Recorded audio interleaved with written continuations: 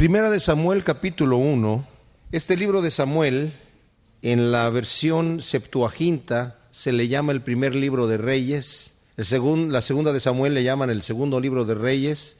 Y luego el primero de Reyes, que es la que sigue, le llaman el tercer libro de Reyes. Y al segundo libro de Reyes de nuestra versión, a ellos le llaman el cuarto libro de Reyes. Lo que pasa es que va a estar aquí hablando algo de Samuel, pero también vamos a ver la historia en este libro de Samuel, de David, de Saúl, que fueron los primeros reyes. En realidad es entrar de un periodo de anarquía que había en el pueblo de Israel, porque aunque tuvieron jueces, había una anarquía donde dice que cada quien hacía lo que bien le parecía. Y el Señor va a empezar entonces en este momento a lidiar con su pueblo a través de rey, que en realidad cuando piden rey vamos a ver que están desechando a Dios como rey. Ya lo habían desechado porque hacían lo que bien les parecía. Había una tremenda confusión. Vimos cómo incluso ciertos levitas ahí, incluyendo un sacerdote, no tenían conocimiento de Dios, y es una situación patética que también vamos a ver nosotros aquí al inicio del libro de Samuel. Entonces nos dice aquí en el primer capítulo que hubo un varón de Ramataim, de Sofim, del monte de Efraín, que se llamaba Elcana, hijo de Jeroam, hijo de Eliú, hijo de Toú, hijo de Suf, efrateo. Ahora, nos dice aquí que es efrateo y podríamos pensar, bueno, entonces es de la tribu de Efraín. Más adelante vamos a ver que este es el papá de Samuel, y muchos argumentan cómo Samuel ofrecía sacrificios si era de la tribu de Efraín y solamente los levitas pueden ofrecer sacrificios. Pero si ustedes dan la vuelta ahí a Primera de Crónicas, que está un poco más adelante, en capítulo 6, si no quieren leerlo yo se los leo, en el versículo 31, dice: estos son los que David puso sobre el servicio del canto en la casa de Jehová después que el arca tuvo reposo, los cuales servían delante de la tienda del tabernáculo de reunión en el canto hasta que Salomón edificó la casa de Jehová en Jerusalén. Después estuvieron en su ministerio según su costumbre. ¿De quién nos está hablando aquí? Si leemos el primer versículo del capítulo 6, nos dice: los hijos de Leví son Gersón, Coat y Merari, y de ahí continúa. O sea, estamos hablando de los descendientes de Leví, de la tribu de Leví. Versículo 33 entonces dice: estos pues son los hijos que ayudaban de los hijos de Coat, o sea, de los que vienen de los coatitas, descendientes de Leví, como acabamos de leer. El cantor Emán, hijo de Joel, hijo de Samuel, hijo de Elcana. Entonces Elcana era un levita. Lo que pasa es que había ciudades en todas las tribus de Israel que les habían dado a los levitas, y a veces la Biblia dice, bueno, era de los de Efraín, pero no necesariamente porque fuera de la tribu de Efraín, sino porque estaba y vivía y tal vez nació allí en la casa que estaba en el territorio de Efraín. Entonces era una de las ciudades que les pertenecían a los levitas. Este hombre Elcana tenía dos mujeres, dice el versículo 2 de Samuel. El nombre de una, Ana, que significa gracia, y el de la otra, Penina, que significa perla. Y Penina tenía hijos, mas Ana no los tenía. En aquel entonces, si una mujer no tenía hijos, era considerada dentro de la sociedad como maldita de Dios. Ella misma se sentía así, y seguramente Elcana se casó primeramente con Ana, y como Ana era estéril, pues se casó después con Penina, y Penina le dio a luz hijos. Por esto tenía estas dos mujeres. Es una situación que se saca por lógica nada más. La Biblia no lo habla de esa manera, pero sí en ese entonces había la costumbre de que un hombre podía divorciar a su mujer si su mujer no le daba hijos. Era causa de divorcio. Pero obviamente este señor Elcana, como nos va a decir aquí más adelante, amaba mucho a Ana, y en vez de divorciarse de ella, simplemente se casó con otra mujer que así pudiera darle descendencia. Y todos los años aquel varón subía de su ciudad para adorar, para ofrecer sacrificios a Jehová de los ejércitos en Silo, donde estaban los hijos de Elí, Ofni y Finés, sacerdotes de Jehová. Y cuando llegaba el día en que Elcana ofrecía sacrificio, daba a Penina, su mujer, y a todos sus hijos y a todas sus hijas, a cada uno una parte. O sea, tenía una gran cantidad de hijos por medio de Penina. A cada uno le daba una parte. ¿Qué era esto? Llevaban el sacrificio, llevaban animales para sacrificar delante de Dios, y las fiestas eran fiestas que se hacían con Dios. O sea, era un festejo donde los animales se sacrificaban, la carne se cocía en el altar y se sentaban a comer esa carne como si se la estuvieran comiendo con el Señor. Entonces le daba a cada uno su parte, era el momento de tomar comer un asado con el Señor, pero era parte del sacrificio de las fiestas. Se sentaban a comer y a beber con el Señor. Entonces, él dice que a cada uno le daba su parte, pero a Ana daba una parte escogida porque amaba a Ana, aunque Jehová no le había concedido tener hijos. Y aquí nos dice, la causa por la cual ella no podía dar a luz era porque el Señor le había cerrado su matriz. A veces pensamos que todas las cosas que Dios hace en nuestra vida tienen que ser a nuestra manera, tienen que ir hacia adelante como nosotros pensamos, y no nos damos cuenta que dentro de las pruebas que nosotros estamos teniendo, el Señor está obrando. La Escritura nos dice muchas veces, en muchas partes, que nos debemos gozar cuando estamos en diversas pruebas. Nos lo dice Pedro, nos lo dice Santiago, nos lo dice Juan, nos lo dice todo el mundo. El mismo Pablo nos dice que debemos regocijarnos cuando estamos en estas pruebas. ¿Por qué? Porque el Señor nos está refinando, el Señor está quitando lo carnal de nosotros y nos está de alguna manera edificando espiritualmente a través de estas pruebas. Entonces aquí hay una situación con esta mujer Ana y vamos a ver nosotros la calidad espiritual de Ana. Es realmente una mujer loable en todas las maneras. Y dice que su rival, dice el versículo 6, o sea, la otra esposa, Penina, la irritaba enojándola y entristeciéndola porque Jehová no le había concedido tener hijos. Qué terrible, ¿no? O sea, la pobre Ana ya en sí está triste porque no puede tener hijos, pero esta rival, como veía que el marido la prefería, la amaba más a ella, le daba una parte escogida, se gozaba y se confortaba con irritarla y degradarla y burlarse de ella. Ajá, no puedes tener hijos. Qué cosa tan terrible. ¿Y saben en dónde hacía eso? En el momento de la fiesta, justamente. Aquí lo dice. Así hacía cada año cuando subía a la casa de Jehová, la irritaba así, por lo cual Ana lloraba y no comía. O sea, imagínense ustedes, el Cana está con su mujer y le sirve el mejor trozo de carne del sacrificio, se lo preparan para ella, es la parte escogida, pero en el momento que ella va a querer comer, esta mujer la empieza a atacar, la empieza a irritar y ella se pone a llorar y no quiere comer. Y ese era el confort de la otra mujer. Y el Cana, su marido, le dijo: Ana, ¿por qué lloras? ¿Por qué no comes? ¿Y por qué está afligido tu corazón? Bueno, él se daba cuenta de lo que estaba pasando, porque aquí dice, al final le dice: ¿no te soy yo mejor que 10 hijos? A veces los hombres somos torpes en escuchar lo que nuestras esposas tienen en su corazón. A veces queremos confortarlas con lógica y a veces no hay lógica. A veces lo que necesitan es un abrazo, lo que necesitan es que nosotros les digamos: te entiendo, aunque no las entendamos. Yo sé por lo que estás pasando, aunque no sepamos absolutamente nada. Pero aquí le dice él: hey baby, ¿no te soy yo mejor que 10 hijos? Ay. No la convence, ¿eh? Y se levantó Ana después que, aquí dice la versión Reina Valera, después que hubo comido y bebido en Silo. Pero en realidad la traducción correcta es: se levantó Ana después que hubieron comido y bebido, porque ella no comió en ese momento. Más adelante va a comer, pero en ese momento no comió. Entonces se levantó ella, ya que se terminó terminaron de comer, y mientras el sacerdote Elí estaba sentado en una silla junto a un pilar del templo de Jehová. No nos confundamos aquí de que el templo de Jehová ya estaba construido.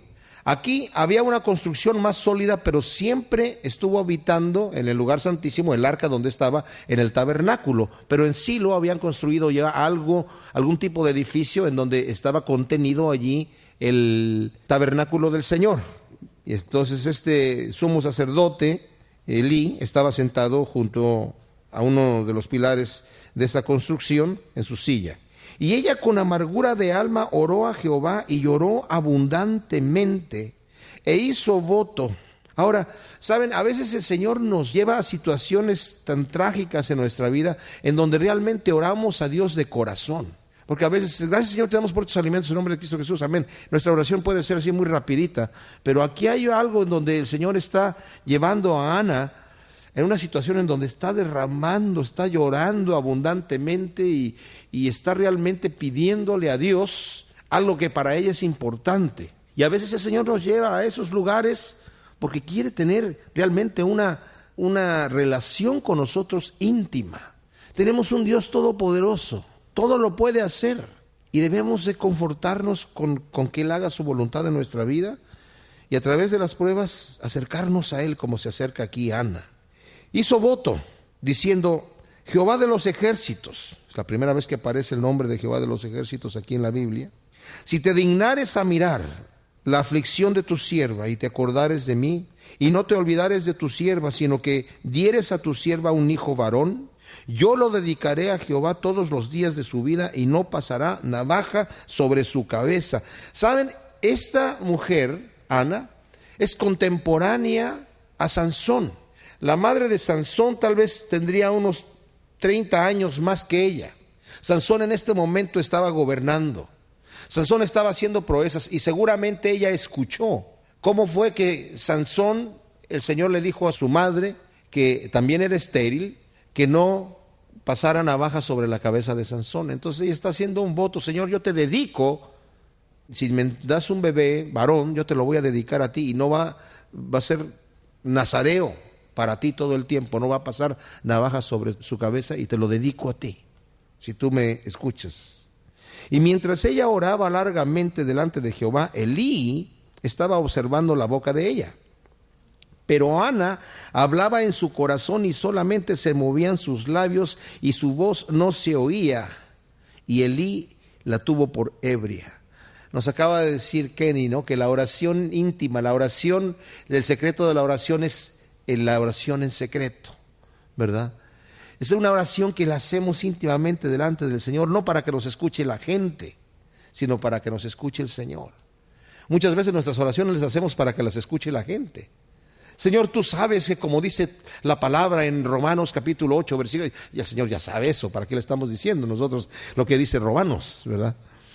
Pero a veces lo decimos para que los demás escuchen lo que dice Romanos, lo que nosotros vamos a decir. Y aquí ella estaba orando en secreto, sabiendo que Dios estaba escuchando lo que había en su corazón. Y este sumo sacerdote que la ve, imagínense ustedes la condición moral del momento en donde una mujer de repente podía entrar en el templo ebria y pensando que está orando al Señor, y la ve Elí y la toma por ebria porque está moviendo los labios, pero no le sale nada de su boca. Y entonces le dijo Elí: ¿hasta cuándo estarás ebria? Deja ya de tomar vino. Suelta la botella, suelta el pomo. Y Ana le respondió diciendo: no, Señor mío, yo soy una mujer atribulada de espíritu. No he bebido vino, ni sidra, más bien ni licor, sino que he derramado mi alma delante de Jehová. No tengas a tu sierva por una mujer impía, porque por la multitud de mis congojas y de mi aflicción he hablado hasta ahora. Y Elí respondió y dijo: ve en paz, y el Dios de Israel te otorgue la petición que le has hecho. Y ella dijo: halle tu sierva gracia delante de tus ojos. O sea, imagínense, esta mujer tiene una fe tal que está orando en silencio. Viene este sumo sacerdote con poco discernimiento y le dice: esta mujer está ebria. Pero cuando ella le dice: no, es que estoy derramando, y por la multitud de mis congojas es que estoy orando de esta manera. Y él, siendo el sumo sacerdote, le habla de parte de Dios y le dice: ve en paz, y que Dios te responda a tu oración. Y ella en ese momento dice: muchas gracias. O sea, halle yo gracias delante de tus ojos, quiere decir: muchas gracias, yo recibo la palabra que me estás diciendo, la creo, y sé que el Señor ya me escuchó y me va a contestar mi petición. Es lo que le está diciendo cuando le dice: halle tu sierva gracia delante de tus ojos. Y se fue la mujer por su camino y comió, y no estuvo más triste. Ahí está la prueba de que tuvo fe. Entonces sí, ya se sentó a comer. Sí, que la otra le diga lo que quiera, no, que no importa. Yo ya sé lo que va a venir. Dios me va a dar un hijo. Ese sacerdote me lo dijo y tomó, creyó. Qué importante es eso. Qué importante es la fe. Fíjense en lo que estoy diciendo. Estamos pasando por pruebas. Qué importante es la fe para vencer las pruebas. Es importantísimo. Y es ahí donde el Señor nos quiere, que tengamos fe, que creamos a Él. Y levantándose de mañana, dice el versículo 19, adoraron delante de Jehová y volvieron y fueron a su casa en Ramá. Y Elcana se llegó a Ana su mujer, y Jehová se acordó de ella.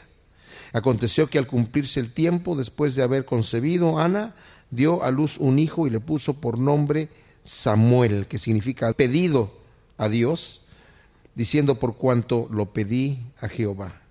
Después subió el varón Elcana con toda su familia para ofrecer a Jehová el sacrificio acostumbrado y su voto.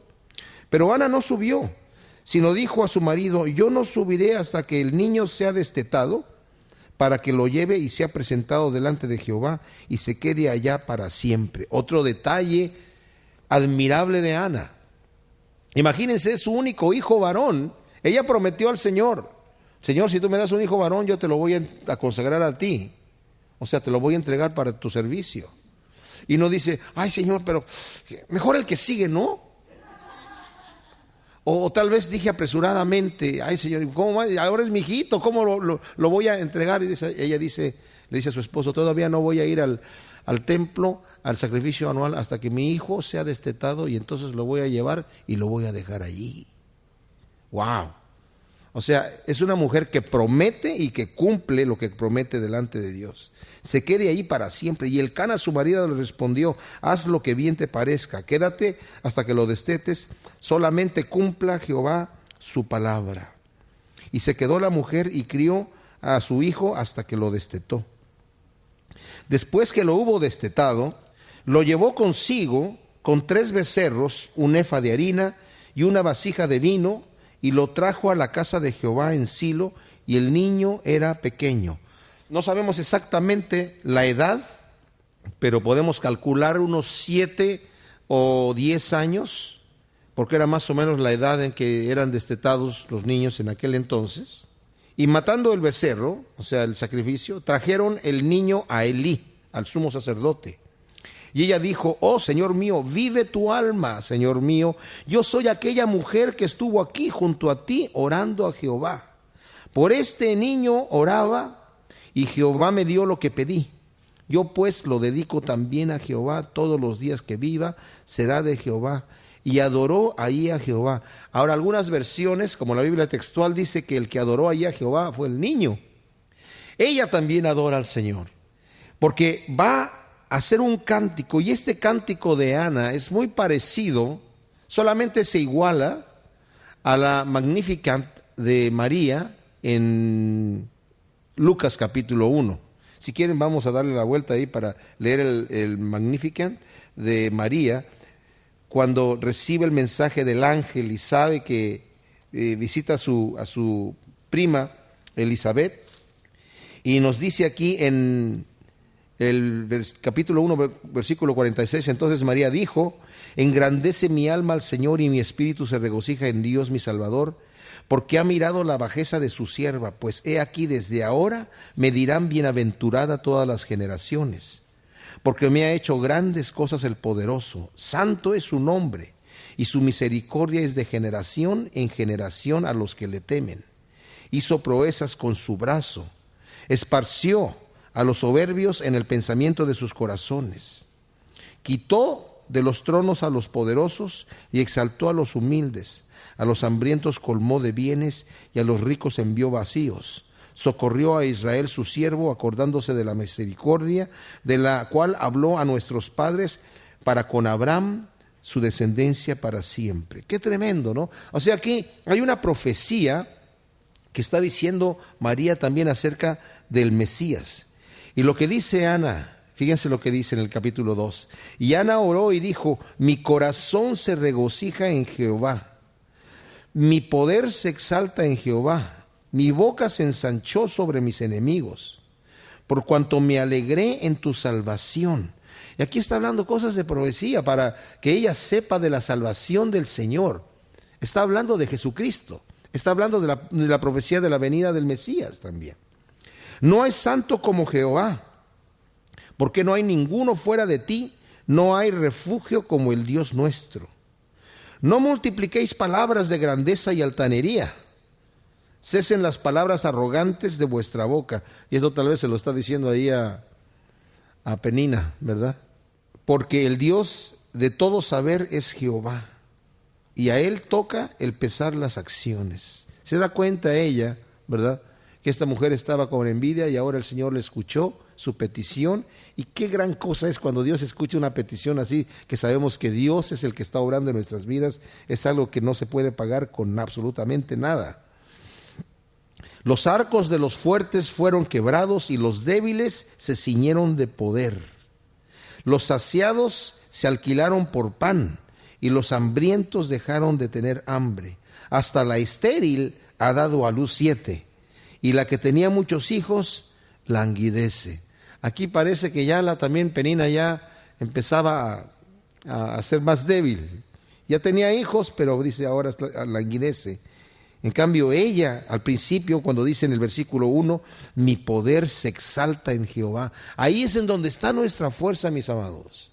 Cuando estamos derrotados, cuando nos sentimos que las pruebas nos agobian, tomémonos del Dios Todopoderoso. Dejemos que su Espíritu Santo nos fortalezca. Y fortalezcámonos en el poder de Dios, no en nuestra fuerza, porque nuestra fuerza nos abandona. Y es justamente cuando vienen esas pruebas que el Señor quiere que nosotros aflojemos y digamos, ya no puedo más, perfecto. Si yo no quiero que tú te las lleves. Yo te he dicho, echa sobre de mí tus cargas. Lo único que tienes que llevar es mi yugo, que es ligero. Así que cuando vienen las pruebas no nos sentamos agobiados, Señor, es que ya no puedo con esto. Si no te estoy pidiendo que lo cargues, déjalo a mis pies. Tú ten fe, levántate, come, úngete y confía que yo estoy del otro lado del puente, ¿verdad? Para llevarte y para escuchar tu petición. Recordemos que Cristo nos dice, todo lo que pidamos al Señor creyendo, lo recibiremos, todo. Jehová mata y Él da vida. Él hace descender al Seol y hace subir. Jehová empobrece y Él enriquece. Abate y enaltece. Él levanta del polvo al pobre y del muladar exalta al menesteroso, para hacerle sentarse con príncipes y heredar en un sitio de honor. Porque de Jehová son las columnas de la tierra y Él afirmó sobre ellas el mundo. Él guarda los pies de sus santos, mas los impíos perecen en tinieblas, porque nadie será fuerte por su propia fuerza. ¡Wow! ¡Qué versículo tan tremendo! Nadie será fuerte por su propia fuerza. Delante de Jehová serán quebrantados sus adversarios y sobre ellos tronará desde los cielos. Jehová juzgará los confines de la tierra, dará poder a su rey, exaltará el poderío de su ungido. Y Elcana se volvió a su casa en Ramá, y el niño ministraba a Jehová delante del sacerdote Elí. Vemos aquí nosotros la calidad espiritual de Ana, el conocimiento que tiene de Dios y la profecía tan tremenda que nos habla también del ungido que va a llegar el Señor. En el capítulo 2, versículo 12, hemos visto hasta aquí cómo Elcana, este levita que vivía en una ciudad de Efraín, tenía dos mujeres, Ana y Penina. Ana era estéril, pero llegó delante del Señor en cierta ocasión orando con una oración en silencio desde su corazón, pero una oración ferviente, diciéndole, Señor, si tú me das un hijo varón, yo te lo voy a ofrecer a ti y va a ser dedicado para ti, para que te sirva a ti todos los días. Y vemos que el Señor escucha la oración de Ana y Ana cumple su palabra. Una vez que el niño es destetado, lo lleva delante del sacerdote Elí, hace esta oración que nos queda registrada aquí. Tal vez la primera oración sin palabras nos quedó registrada aquí porque en la historia está, ¿verdad? Le dijo, y la oración sin palabras era, Señor, si tú me das un hijo varón, yo te lo dedico a ti. Pero una oración estaba en un momento de quebrantamiento. La misma Ana en esta oración dice, Él abate, pero Él también enaltece. Llega el momento donde el Señor tal vez nos hace pasar por el valle de sombra de muerte, pero nos quiere hacer pasar por el valle de sombra de muerte porque nosotros debemos saber que, como dice David, aunque esté en valle de sombra de muerte, no temeré mal alguno. No voy a estar preocupado porque tú estarás conmigo. ¿Y cómo sabe David eso en el Salmo 23? Porque Dios lo prometió. Y por si fuera poco, el Señor nos lo dijo textualmente, yo estaré con ustedes todos los días de su vida. Dios está con nosotros. Dice Pablo en Romanos 8, si Dios es por nosotros, ¿quién contra nosotros? ¿Qué cosa tan grande es esto? En nuestra iglesia le damos importancia a la oración porque sin la oración no nos estamos conectando con Dios. Y si Dios no edifica la casa, en vano trabajan los que la edifican. Si nosotros dirigimos nuestra vida con solamente buenas palabras de aliento, desafortunadamente hay muchas iglesias hoy en día que dan solamente ese tipo de palabras, ¿verdad? De cómo llegar a superarse en una forma personal, de cómo llegar a encontrar el éxito en la vida. Y Dios se queda como por afuera, ¿eh? Dios viene a ser como el genio de la botella que me va a ayudar a mí a lograr lo que yo quiero hacer. En cambio, Cristo dijo, no es así conmigo. El que quiere ser mi discípulo, niéguese a sí mismo. Y el niéguese a sí mismo quiere decir, deja tus planes aparte. Todo lo que tú quieres hacer, hazlo a un lado. Si quieres ser mi siervo, si me quieres seguir a mí, tienes que hacer no lo que tú quieres hacer, sino lo que yo quiero que tú hagas. Ahora, lo que Dios quiere que yo haga es lo mejor para mí. Mis planes son torpes. Mis visiones son torpes. Yo he estado en situaciones en donde incluso he trabajado en lugares en donde el pastor me dice, yo quiero saber cuál es tu visión. Pues mi visión, y hay gente que dice, si no tienes visión no vas a ir a ningún lado. Mi visión es lo que Dios quiera. Eso es lo que es mi visión. Yo no quiero tener una visión propia. Si el Señor me muestra el plan de lo que Él quiere que yo haga, eso es lo que va a ser mi visión. Y si no me lo muestra, entonces voy a estar, caminando en fe, hasta que el Señor me muestre otra cosa. Porque si yo empiezo a hacer mis planes, los voy a terminar haciendo yo. Pero el día que entregue cuentas delante del Señor, no sé, esas obras van a ser hojarasca, van a ser madera, o van a ser perlas y van a ser oro. Si yo obedezco al Señor y lo obedezco con un corazón humilde y con un corazón sencillo, mis obras van a permanecer y si no, se van a perder. La recompensa, ¿verdad? No mi salvación, pero la recompensa. Entonces vemos aquí como Ana muestra su carácter de entrega y de una mujer de Dios tremenda. No me cabe duda por qué la amaba tanto Elcana, su marido, ¿verdad? Se casó con dos porque ella no le podía dar hijos, pero después ahora el Señor se va a acordar de ella y va a tener más hijos también, ¿verdad? Entonces dice, los hijos de Elí eran hombres impíos y no tenían conocimiento de Jehová.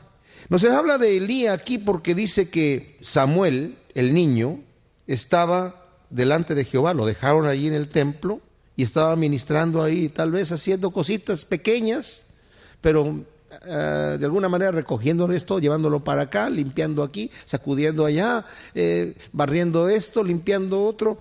Pero qué terrible que los hijos del sacerdote, del sumo sacerdote Elí, eran hombres impíos y no tenían conocimiento de Jehová. ¡Wow! Es importantísimo que nosotros podamos pasar el conocimiento de Dios a nuestros hijos, ya sea que lo tomen o no lo tomen, pero que sepamos pasarlo, sepamos pasar el conocimiento de Dios. Y veamos a qué grado estos hombres eran impíos y perversos. Y era costumbre de los sacerdotes con el pueblo que cuando alguno ofrecía sacrificio, venía el criado del sacerdote mientras se cocía la carne, trayendo en su mano un garfio de 3 dientes, y lo metía en el perol, o en la olla, o en el caldero, o en la marmita, y todo lo que sacaba el garfio, el sacerdote lo tomaba para sí. De esa manera hacían con todo israelita que venía a Silo. O sea, esto no debía hacerse así. El pueblo normalmente traía su sacrificio a Dios, y había ciertos sacrificios que se los comía él con el Señor. Y lo que se comía el Señor, de repente lo comía uno de los levitas que estaban ahí, o la viuda, o el huérfano. Tomaban su parte. Una vez que se cocía la carne. Había otros sacrificios en donde se quemaba la parte de que se, en cierta forma se comía a Dios, porque Dios no bajaba a comer, se quemaba totalmente en el altar. Pero estos señores tenían un criado que llegaba con un garfio y antes de que la carne se cociera, apenas estaba en el perol, metían esta situación con el garfio y la carne que sacaban se la llevaban al sacerdote, que era una cosa que no se debía hacer, definitivamente. Es como si yo, el pastor, empiezan a entregar la ofrenda y de repente meto la mano y a ver cuánto dinero saco y me lo pongo en el bolsillo, ¿verdad? Eso no se debe hacer. Y era lo que estos hombres estaban haciendo. Asimismo, antes de quemar la grosura, venía el criado del sacerdote y decía al que sacrificaba, da carne que asar para el sacerdote, porque no tomará de ti carne cocida, sino cruda. Y si el hombre respondía, quemen la grosura primero y después toma tanto como quieras, él respondía, no, sino dámela ahora mismo, de otra manera yo la tomaré por la fuerza. ¡Wow! Era pues muy grande delante de Jehová el pecado de los jóvenes, por lo que los hombres menospreciaban las ofrendas de Jehová. ¿Saben qué, mis amados? Me da como temor ajeno de aquellas personas que se enriquecen del Evangelio. Yo conozco gentes que son expertos para pedir la ofrenda de una manera que le sacan todo a la gente. Yo he llegado a lugares donde dice, ¡qué gran bendición! Vino el gran siervo de Dios aquí a predicar y yo le di las llaves de mi carro. Gloria a Dios. Y acá le dieron las escrituras de su casa. Y qué gran bendición. Y dije yo, ¿eso es una bendición? ¿Que vengan a despojar a la iglesia? ¿Qué bendición es esa? Porque utilizan palabras especiales, ya saben cómo hacerlo. Pero en este caso era una situación ni siquiera tan sofisticada. Era una situación en donde los hombres llegaban a ofrecer, pero de repente veían al siervo de estos hijos de Elí, de Finés y de Ofni, y veían al criado que venía y decían, ¡ay, ahí viene este tipo! ¡Ay! Y era una cosa pesada para la gente venir a hacer el sacrificio a Dios, que debía ser algo de regocijo. Dios lo que quería era que las fiestas fueran fiestas, donde la gente, vamos a la fiesta, emocionados, y vamos a llevar de sacrificio el carnero y el becerro, y ahí lo sacrificaban, lo partían, lo cocinaban y se lo comían. Y era una fiesta. Pero con estos pleitos, con estas cosas que hacían aquí, la gente ya no quería. ¿Y saben a qué me parece que es esto parecido también? A aquellos que vendían en el templo animales para el templo, para sacrificio. Había animales en el mercado que uno podía comprar, o había animales que uno podía traer desde su casa si venía caminando. Simplemente tenían que ser animales sin defecto. Pero los sacerdotes ya habían diseñado un sistema, un negocio en donde el sacerdote decía, a ver, si este animal, ¿dónde tú lo trajiste de allá, de tu casa, o lo compraste en el mercado? Y lo revisaba hasta que le encontrara el más mínimo defecto y le decía, no, este no lo puedes ofrecer, mira lo que tiene ahí. Y ellos vendían allí en el templo animales que supuestamente ya no tenían defecto, pero valían el triple o el cuádruple de lo que valía un animal en el mercado. Entonces la gente, así ya sintiéndose impotente y sintiéndose defraudada, ¿verdad? Tenían que comprar el animal que estaba allí en el templo. Lo mismo los cambistas de dinero. Traes tu dinero para el templo, pero nosotros no recibimos la moneda romana porque tienen la inscripción ahí del César y eso es abominación al Señor. Así que tienes que cambiarlo por el ciclo del templo. Pero el cambio estaba muy desfavorable a lo que normalmente valía el peso de la plata o del oro, porque había ciclo de oro y ciclo de plata. Entonces el Señor Jesucristo, si nosotros leemos los evangelios, al inicio de su ministerio y al final de su ministerio, la única vez donde lo vemos nosotros enojado, al punto de estar pateando y de estar tirando cosas, fue cuando llegó en el templo y vio toda esta gente que estaba abusando, porque para la gente ya era desagradable venir a ofrecer delante de Dios algo, porque había unos ladrones allí que les estaban robando. Y el Señor tira todo eso y dice, esta es casa de oración, es donde la gente tiene que venir a gozarse, y ustedes le han hecho una cueva de ladrones. Ustedes aquí, al aire libre y en plena luz del día, le están robando a la gente y le quitan el gozo de ofrecerle a Dios lo que es suyo. Y qué terrible cuando se hace eso también. Los lugares en donde están constantemente insistiendo sobre el dinero y hacen a la gente incómoda. La Biblia dice que el que tiene que dar al Señor lo tiene que dar de corazón, con gozo. Yo sé que debemos entregarle al Señor lo que es suyo. Yo sé que debemos darle al Señor lo mejor, nuestras primicias, pero no con un cuchillo en la espalda, no con obligación. Porque saben, mis amados, el Señor no recibe la ofrenda que se da incluso así. Ahí te va, Señor. Caín trajo su ofrenda delante de Dios, pero el Señor no la recibió. No porque fueran vegetales, porque también se ofrecían, de acuerdo a la ley levítica, también se debían ofrecer vegetales y cereales y vino delante del Señor también se ofrecía. No solamente animales, sino no la recibió porque había pecado en la vida de Caín. Y Pablo dice, no des por necesidad, no des porque te están pidiendo, es que necesitamos juntar más ofrendas, así que, la gente dice, ahí está ya. Dios no recibe eso, Dios no recibe eso.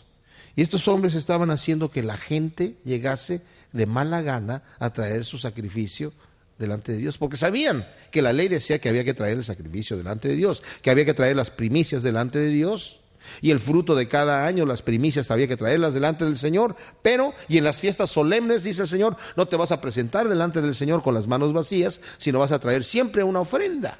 La gente ya lo sabía, pero estos hombres estaban aprovechando de eso, de manera que la gente de mala gana venía: estos ladrones van a sacar todavía toda la carne que quieren ahí. Wow. Bueno, aquí nos vamos a dar cuenta qué tan enojado está el Señor con estos hombres. Aquí lo leemos, pero no leemos qué tan enojado está con la gente actualmente que está haciendo ese tipo de abusos, pero les aseguro que es el mismo enojo que tiene, el mismo enojo. Dice aquí entonces: era pues muy grande delante de Jehová el pecado de los jóvenes, porque los hombres menospreciaban las ofrendas de Jehová. Y el joven Samuel ministraba en la presencia de Jehová vestido de un efod de lino, y le hacía a su madre una túnica pequeña, y se la traía cada año cuando subía con su marido para ofrecer el sacrificio acostumbrado. O sea, cada año crecía un poquito más el niño, entonces ya la madre calculaba más o menos de qué tamaño iba a estar, y le traía una túnica nueva cada año. La mamá lo veía solamente una vez al año, lo que duraba la fiesta, mientras estaba allí, y se regresaba. Elí bendijo a Elcana y a su mujer, diciendo: Jehová te dé hijos de esta mujer en lugar del que pidió a Jehová. Y se volvieron a su casa, y visitó Jehová a Ana, y ella concibió y dio a luz 3 hijos y 2 hijas. Y el joven Samuel crecía delante de Jehová. O sea, en ese momento el Señor ya le permitió, le abrió la matriz para que tuviera hijos. Y fue la recompensa por su honestidad en darle al Señor. ¿Saben qué? El Señor nunca nos va a quedar debiendo algo. El Señor no le debe nada a nadie. El Señor incluso cuando habla en Malaquías acerca del diezmo dice: pruébame. Si quieres probarme, pruébame. Y es la única parte donde habla de la prueba. Si no, te bendeciré. Si no, voy a hacer que te rinda lo poco que tengas. Porque a veces pensamos: pero si le doy a Dios, no puedo pagar la cuenta. Y el Señor dice: pruébame. Vas a ver que sí vas a poder pagar la cuenta. Cuando Randy nos habló acerca de las finanzas y dijo: esa promesa definitivamente Dios la cumple, pero no pensemos que a veces sucede que tú le empiezas a dar al Señor: ok, Señor, voy a empezar, no estoy acostumbrado a darte el diezmo, pero lo voy a empezar a hacer, y ok, lo voy a hacer. Y dice, a veces no inmediatamente te responde el Señor con la bendición, y de repente te llega una cuenta, y de repente te llega una deuda, y dices: ¿qué pasó, Señor? Y porque el Señor nos está probando, ¿verdad? Para ver si le creemos a Él o no. Pero eventualmente el Señor cumple, porque dice el Señor: pruébame en esto, ¿verdad? Y aquí vemos cómo el Señor bendice a Ana, dándole más hijos. Y cómo utiliza todavía a este hombre Elí, a pesar de que es un mal sacerdote, dejando que sus hijos estén haciendo tanta maldad. Y vamos a ver la reprensión que tiene aquí también el Señor para Elí. Y dice aquí: bueno, mientras Samuel crecía delante de Jehová, Elí era muy viejo y oía de todo lo que sus hijos hacían con todo Israel, y cómo dormían con las mujeres que velaban a la puerta del tabernáculo de reunión. Encima de que estaban robándose la ofrenda, había mujeres que cuidaban y velaban allí. Tal vez iban a orar en un momento dado, acercarse al Señor, y estos hombres se acostaban con ellas, ahí mismo, frente del tabernáculo. Increíble, impresionantemente increíble. Wow. Eso es para que veamos nosotros la degradación que había ya en Israel. Pero mientras vemos un momento de degradación terrible, vemos mujeres como Ana, como su marido Elcana, ¿verdad? Que eran el hombre de Dios y la mujer de Dios, con una cercanía a Dios de una forma tremenda. Vimos como Ruth también, ¿verdad? Estudiamos ya como Ruth tenía una fe en el Señor, que dijo: yo me voy a donde el Señor me diga. Mi Dios va a ser el Dios verdadero. En medio de este periodo de confusión, Dios está obrando con su pueblo, y siempre es así, siempre tiene sus escogidos. Entonces Elí les dice a sus hijos en el versículo 23: ¿por qué hacéis cosas semejantes? Porque yo oigo de todo este pueblo vuestros malos procederes. No, hijos míos, porque no es buena fama la que yo oigo, pues hacéis pecar al pueblo de Jehová. Si pecare el hombre contra el hombre, los jueces le juzgarán. Mas si alguno pecare contra Jehová, ¿quién rogará por él? Pero ellos no oyeron la voz de su padre, porque Jehová había resuelto hacerlos morir. Wow. Cuando el Señor dice hasta aquí, ese es un momento trágico.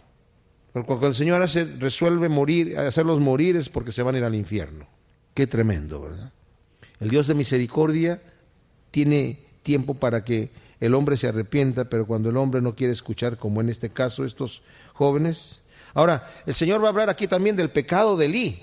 Elí también tiene pecado, porque él pudo haber estorbado, decir, bueno, él está muy viejo ya y tal vez no puede ponerse a pelear con sus hijos. Pero Elí, siendo el sumo sacerdote, tiene poder, puede tener gente, puede tener siervos que le digan, estos hijos míos que no se portan bien, fuera de aquí. Él debió haber puesto la regla, escogiendo a Dios antes que a sus hijos. Y Dios le va a reclamar aquí a Elí que él prefiere a sus hijos antes que a Dios, que él honra más a sus hijos que son perversos antes de honrar a Dios. Y es allí donde se aplica eso que el Señor dice: el que amare a padre, madre, hijos, a alguien, cosas, casas, bienes, más que a mí, no es digno de mí. Y en Lucas todavía se atreve a decir: el que no aborreciere a padre, madre. No se trata de aborrecer, de odiar, sino la preferencia que debemos tener hacia Dios debe ser tal que el amor que tenemos para las cosas naturales como nuestra familia y las cosas con las que nos ha bendecido debería parecer casi un odio en comparación a la preferencia y al amor con el que tenemos que tener con el Señor. Entonces, Él les dice: si pecare el hombre contra el hombre, los jueces le juzgarán. Mas si alguno pecare contra Jehová, ¿quién rogará por él? Pero a ellos no les importaba, porque Dios los había determinado ya hacerlos morir. Y el joven Samuel iba creciendo y era acepto delante de Dios y delante de los hombres. Y vino un varón de Dios a Elí y le dijo: así ha dicho Jehová, ¿no me manifesté yo claramente a la casa de tu padre cuando estaban en Egipto, en casa de Faraón? Y yo le escogí por mi sacerdote entre todas las tribus de Israel, para que ofreciese sobre mi altar y quemase incienso y llevase efod delante de mí.